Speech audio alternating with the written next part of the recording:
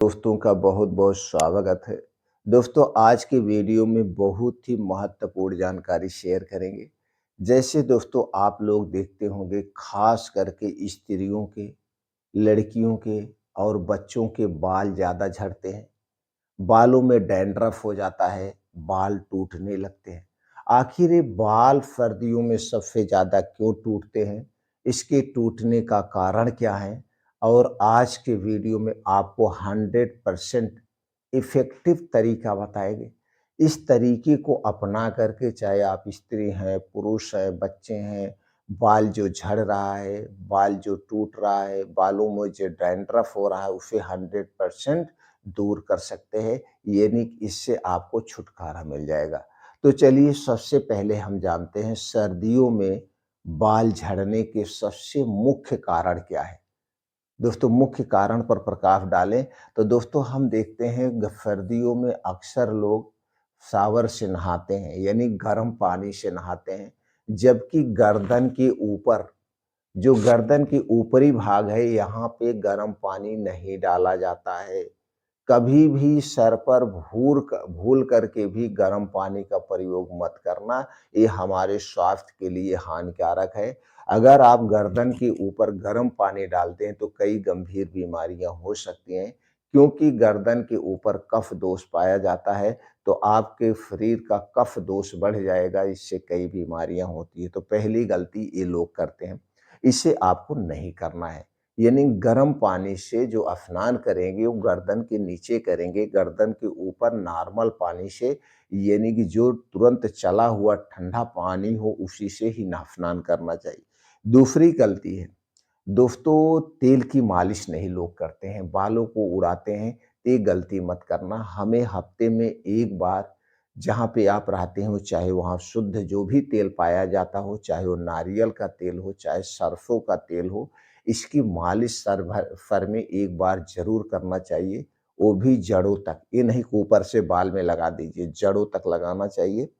और दोस्तों हफ्ते में एक बार, लेडीज़ तो रोज़ बाल धुलती नहीं है, क्योंकि उनके बाल बड़े होते हैं, सर्दी लगती है, और उसके बाद दोस्तों अगर बाल धुल लेती हैं तो कोहरा पड़ा रहता है, धूप नहीं निकलती है, सुखा नहीं पाती है, तो सर्दी होने का चांस रहता है।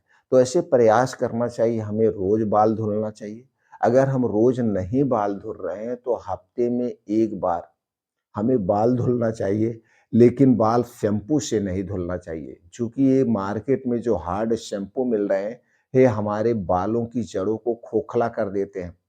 बालों की जड़ें कमज़ोर हो जाती हैं, इससे कभी मत धुलना। उसके स्थान पे आप नीम की पत्ती, इसे पानी में उबाल करके इससे आप धुल सकते हैं। इससे दोस्तों जो भी वायरल इन्फेक्शन कुछ होता है वो साफ़ हो जाता है, ये नुकसान नहीं करता है। दूसरी तरह आप फतरीटा से धुल सकते हैं, आंवले के पानी से धुल सकते हैं, और दही या तो फिर क्या करते हैं नींबू का प्रयोग करके आप बालों को धुल सकते हैं। एलोवेरा से आप बालों को धुल सकते हैं, लेकिन इस शैम्पू का प्रयोग नहीं करना है। अगला कारण है दोस्तों, वो है डाइट में पोषक तत्वों की कमी। दोस्तों हम बाहर की चीज़ें ज़्यादा खाते हैं, तली भुनी चीज़ें खाते हैं, मार्केट की चीज़ें खाते हैं, टॉफ़ी, बिस्कुट, ब्रेड, टोस्ट ये सारी चीज़ें खाते हैं, पिज़्ज़ा, बर्गर, मोमोज़। हाँ, इसमें पौष्टिक कोई भी चीज़ नहीं होता है। तो पोषक तत्वों की कमी के कारण भी बाल झड़ते हैं, तो इसकी कमी को भी आपको पूरा करना होगा। बाहर की तली भुनी चीज़ें या जो भी चीज़ें हैं जिसमें कोई पोषक तत्व नहीं, इसे हमें नहीं खाना चाहिए। अगला है डैंड्रफ और scalp infection. Dandruff and scalp infection क्यों होता है? जैसे जब आप बाल नहीं धुलेंगे, बाल पे तेल नहीं लगाएँगे, तभी बाल की जड़ों फुक्सी हो जाती है, इसके कारण डैंड्रफ होता है, इस स्कैल्प इन्फेक्शन होता है। इससे बचने के लिए बालों को धुलना चाहिए। इसके बाद दोस्तों हमें बालों को सुखाने के लिए हेयर ड्रायर का उपयोग नहीं करना चाहिए, लोग करते हैं। जब ये गर्म हवा बालों की जड़ों में लगती है तो बालों की जड़ें कमज़ोर हो जाती है, तो इसका प्रयोग नहीं करना है। और का कम पानी पीना भी बालों को टूटने का कारण है। तो आप पानी की भी पूर्ति करिए, शरीर में पानी की भी कमी नहीं होनी चाहिए। अब बचने के क्या उपाय हैं? तो दोस्तों हमने जैसे कहा बालों को नियमित रूप से नारियल तेल, बादाम तेल, ऑलिव ऑयल या सरसों के तेल से बालों की जड़ों को मालिश करना चाहिए।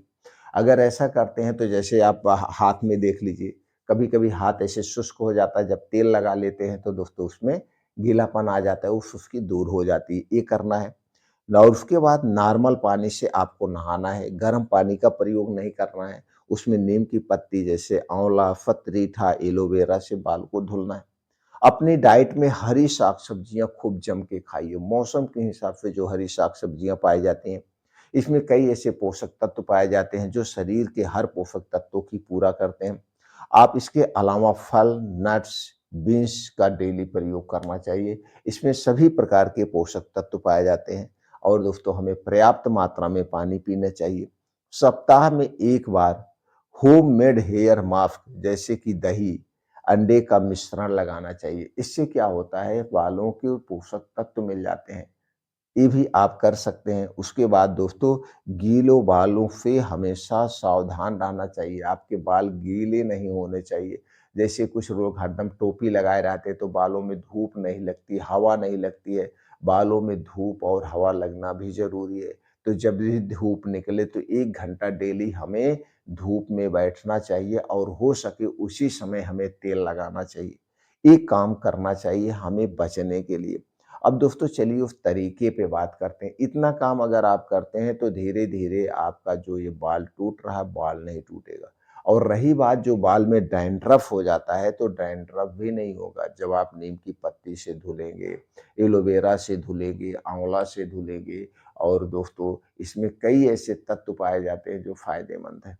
तो इससे आपको करना है। उसके बाद ये तरीका आपको अपनाना है। जैसे दोस्तों हमें क्या करना है? तो रोज सुबह हमें मॉर्निंग वॉक भी करना चाहिए। मॉर्निंग वॉक करना बहुत ज़रूरी है। मॉर्निंग वॉक करने के बाद एक आसन आपको करना है। एक आसन शीर्षासन। शीर्षासन दोस्तों आप दीवार के सहारे भी कर सकते हैं, पेड़ के सहारे भी कर सकते हैं या वैसे भी कर सकते हैं। जब आप शीर्षासन करते हैं तो ब्लड सर्कुलेशन पूरे सर तक पहुँचता है, बालों तक जाता है। तो शीर्षासन करना बहुत ज़रूरी है।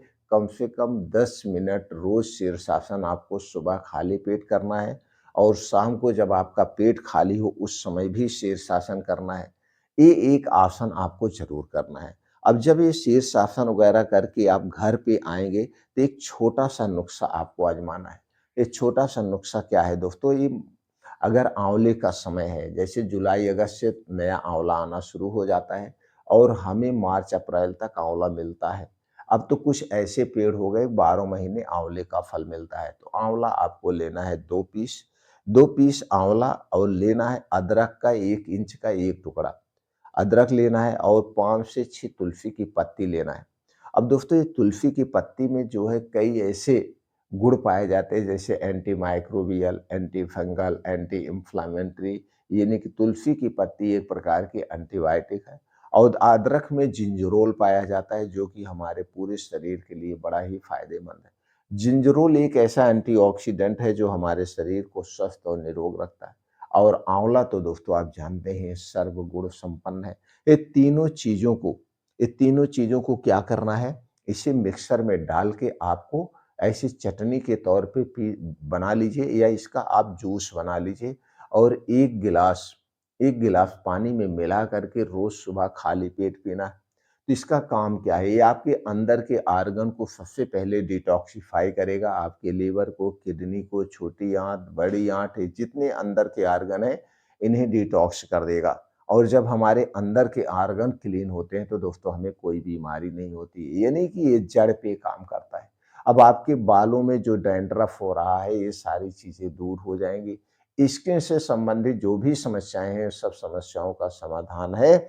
और दोस्तों अगर आपका ब्लड प्रेशर बढ़ा हुआ है, ब्लड शुगर बढ़ा हुआ है, फैटी लीवर है, थायराइड है और दोस्तों पेट से संबंधित कोई भी बीमारी हो, धीरे-धीरे अपने आप ठीक हो जाएगी। आपको दवा की ज़रूरत नहीं होगी क्योंकि ये जड़ पे इलाज कर रहा है और इसका कोई साइड इफ़ेक्ट नहीं है। हाँ, बस थोड़ा-सा आपको सावधानी बरतना है। अगर आपको डायरिया, डिसेंटरी है, उस समय प्रयोग नहीं करना है, गर्भावस्था में प्रयोग नहीं करना है या स्तनपान कराते समय प्रयोग नहीं करना है। इसके अलावा अगर किसी गंभीर बीमारी के लिए कोई मेडिसिन का प्रयोग कर रहे हैं, तो आप अपने डॉक्टर से थोड़ा-सा सलाह लेना है। बाकी और कोई सावधानी नहीं बरतना है। इस हिसाब से आप इसे रोज़ लेंगे, आप कुछ ही दिनों में अस्थायी आराम मिल जाएगा। इसके साथ-साथ कई और बीमारियां दूर हो रही हैं, इससे कोई आपके शरीर पे दुष्परिणाम नहीं होगा। ये सुबह खाली पेट करना है। अब इस जूस को लेने के 2 ढाई घंटे बाद तक कुछ नहीं खाना-पीना है, इसी बात का ध्यान देना है। 2 ढाई घंटे बाद तक कुछ नहीं खाना-पीना है। इसके बाद जब आपको अच्छी-सी भूख लगे तभी आपको खाना-पीना है, उसके पहले नहीं खाना-पीना है, ये काम हो गया। अब उसके बाद दोस्तों आपको 1 प्लेट सलाद रोज़ चाहिए और सलाद को खाते समय नहीं खाना है, खाने के स्थान पर खाना है। जब आप सलाद खाएँगे उस समय आप कुछ खाना नहीं खाएँगे, सिर्फ़ और सिर्फ़ सलाद खाएँगे। सलाद दोस्तों उस समय जो भी सब्जियाँ पाई जाती हों जैसे गाजर, चुकंदर, मूली, प्याज़, अदरक जो चीज़ें पाई जाती इन्हीं चीज़ों का आपको सलाद काटना है। मौसमी चीज़ों का आपको 1 प्लेट सलाद रोज़ खाना है। बस इतना ध्यान देना सलाद खाने से पहले और सलाद खाने के डेढ़ 2 घंटे बाद तक जब तक आपको खूब अच्छी-सी भूख ना लग जाए, कुछ भी नहीं खाना-पीना है। इसी बात का आपको ध्यान देना है और दिन भर में आपको 1 से 2 फल चाहिए, मौसमी फल चाहिए, स्टोर किया हुआ फल नहीं चाहिए। मौसमी फल इसलिए खाया जाता है दोस्तों उस समय आपको सस्ता मिलता है। स्टोर करने में जो केमिकल का प्रयोग किया जाता है, वो केमिकल का प्रयोग नहीं होगा और वही फल फ़ायदेमंद होता है क्योंकि हमारे शरीर में जो वात, पित्त, कफ पाया जाता है, ये मौसम के हिसाब से घटता-बढ़ता रहता है। तो आपको क्या करना है, एक बार 1 प्लेट सलाद और इसके बाद दोस्तों 1 से 2 फल आपको दिन भर में चाहिए। खाना एक ही बार खाना है, 2 बार नहीं खाना, ये हो गया। अब रात में थोड़ा-सा आपको ध्यान देना है।